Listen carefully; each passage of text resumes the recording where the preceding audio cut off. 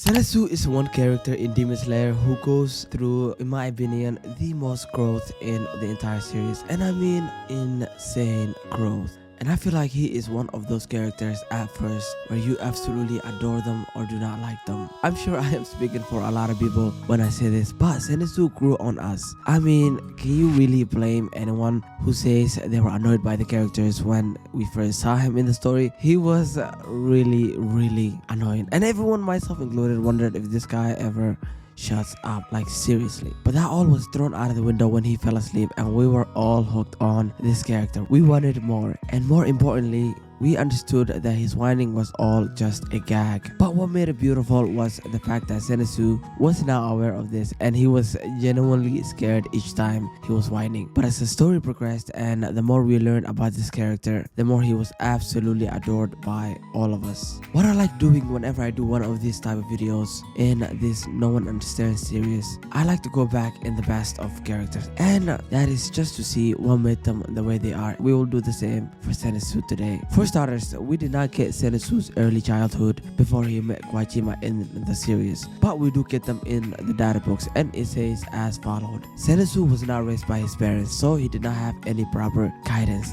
When he was young, Zenitsu fell in love with a girl and decided to give her money to appeal to her. However, the girl ended up running away with another guy, leaving Zenitsu drowning in debt. Seeing that he was in financial trouble with debt collectors, Chigoro Kawajima paid off the debt for Zenitsu and decided to train him as a swordsman. And quote, Zenitsu's love for women was something that he has had ever since he was a little boy. And although he went through a lot of heartbreaks and betrayals from women, he did not give up on finding love and a future wife at the old age of 15. But his love for girls is what shapes his character. And many times in the story we are reminded of this. For example, in episode 3 of season 2 of Demon Slayer, Zenitsu hears a girl in danger while investigating Daki, and he quickly goes to comfort her. As he was in the middle of that, Daki appears to him from behind, and Zenitsu, because of his great sense of hearing, was able to tell right away that what was behind him was a demon, and in Upper Moon at that. He felt real fear for the first time in his life, and this was different from when Zenitsu gets scared of like any other old demon. I mean, he knew very well what was behind him was an Upper Moon, and this was the first time he was close to an Upper Moon, because if you remember, he never really met Akaza. And also, before this point in the story, Zenitsu didn't even meet an Lower Moon, so this was completely something different that he has ever felt. And of course, he was terrified. My man was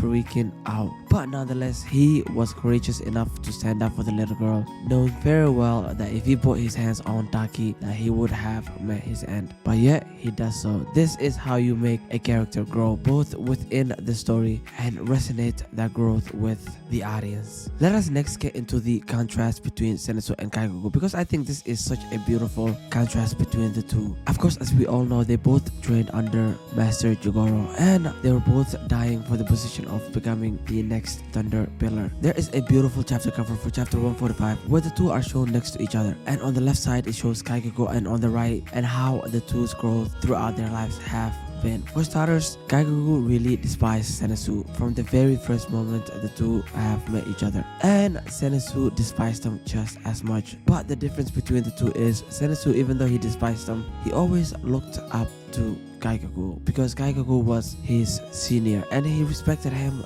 deeply in his heart. He was always looking at him from behind. But as time went by and Zenitsu met Tanjiro, and through Tanjiro he met more and more incredible people in his life, such as the Hashiras, there was this crazy gap that was starting to form between the two. And you could tell because of Kaikugo, having the history he has had with people, not being able to be trusted or even trust anyone, he went out to seek more power, while Zenitsu went out to meet people. So definitely the growth between the two took a massive gap, right? Whereas Zenitsu was being pushed and training alongside and even fighting, stronger demons alongside Tanjiro and Inosuke and Nezuko. Kaikugo, on the other hand, did not have anyone at all. And of course, who can forget Kaikugo running into possibly one of the worst demons you can run into as a swordsman, Upper Moon 1 Kokushibo. So he did what any rational thinking person would do and decided to become a demon. Now, the difference between a regular person and Kaikugo becoming a demon was, as explained by Kokushibo, turning a breath user into a demon is quite difficult, and it can either go horribly wrong or really well. And of course, as we know, Kaikaku would become Upper Moon 6 in such a short time because of him having been a breath user. Kaikaku becoming a demon was the event that truly broke the rope of connection between the two. And as we know, this was also the event that led to the death of Koachima, someone who Zenitsu held very close to his heart. Koachima was the one person who, while everyone rejected Zenitsu except him, he really took care of Zenitsu in his early life when he did not have anyone, and definitely he was the one who instilled in him his moral values. And you can say he was the closest thing that Zenitsu had to a parent. In fact, he was genuinely his family. And when Zenitsu found out that the reason in which he died was because of Kaikaku, he snapped, and we saw him focus on one true goal in mind. And this is where we first got introduced to what I like to call serious Zenitsu. I know, right? Crazy name.